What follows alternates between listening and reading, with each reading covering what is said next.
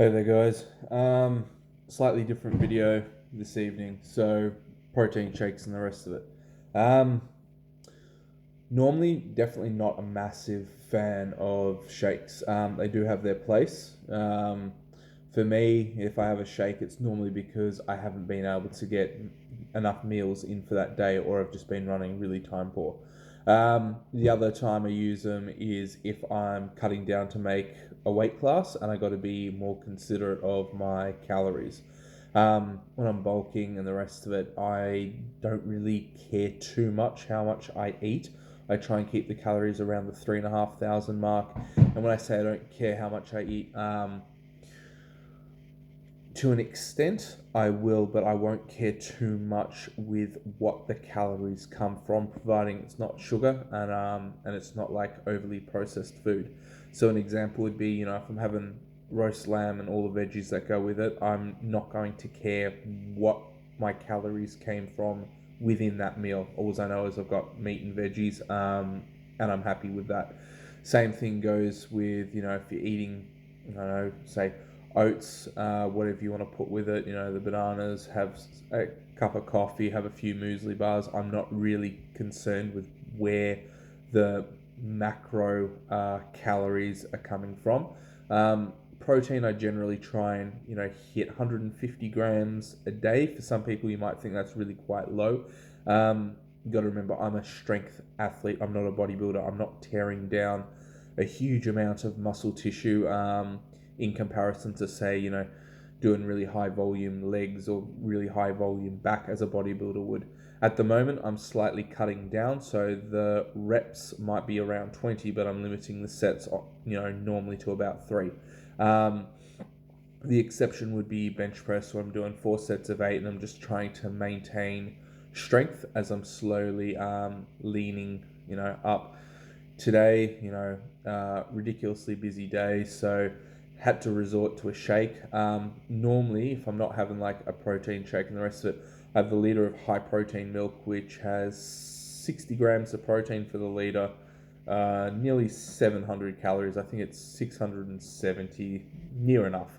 Um, and if I've got a little bit more time, I might put 2 teaspoons of Milo in it, add a little bit of extra sugar, a little bit of extra flavor. That goes down really well after training. So if you want, yeah, I guess you could call that a protein shake, but it's not like the whey protein, isolate that you get, typically in your big, tubs from a supplement store. Milk has, don't quote me on it. I think it's roughly, and it's been ages since I've actually had to go and look it up. I think it's 20% whey, and the rest of it is more of your casein style protein, or it could even be a concentrate. But I know in milk there's not a lot of whey protein compared to the other proteins in milk. It could be the other way around. As I said, it's been ages since I've had to look into it. It really shows you how little I care about the difference between whey protein and other proteins.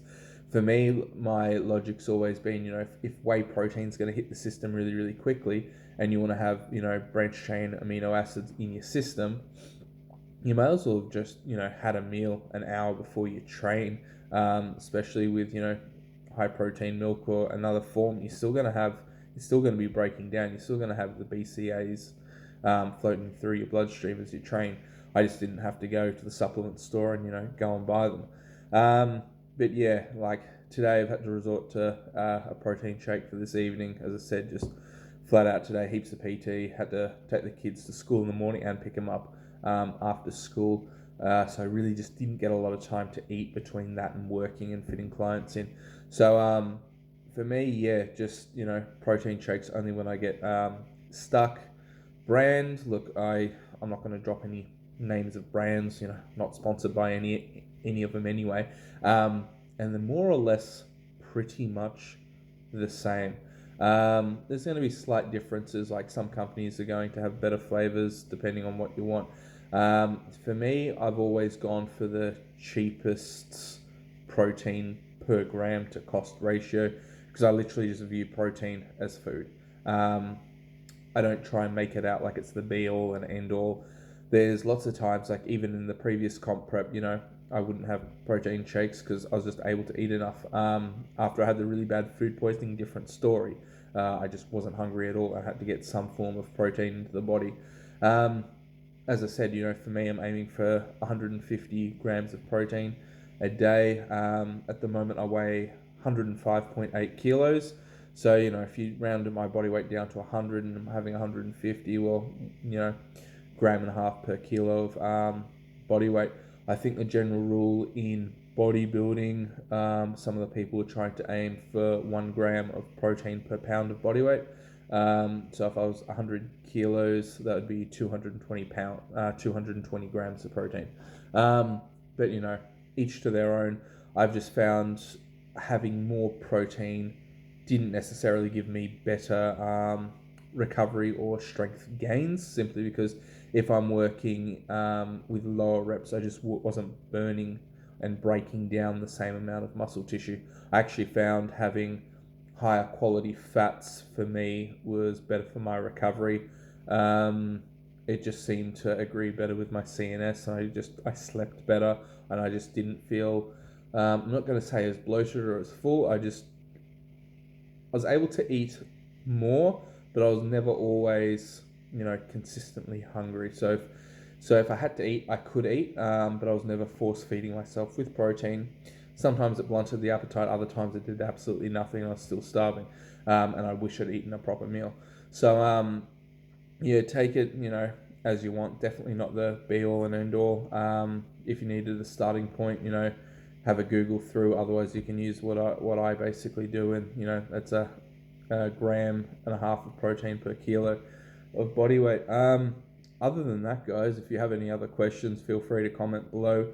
Hit like and subscribe if you haven't already, and have a great day wherever you are.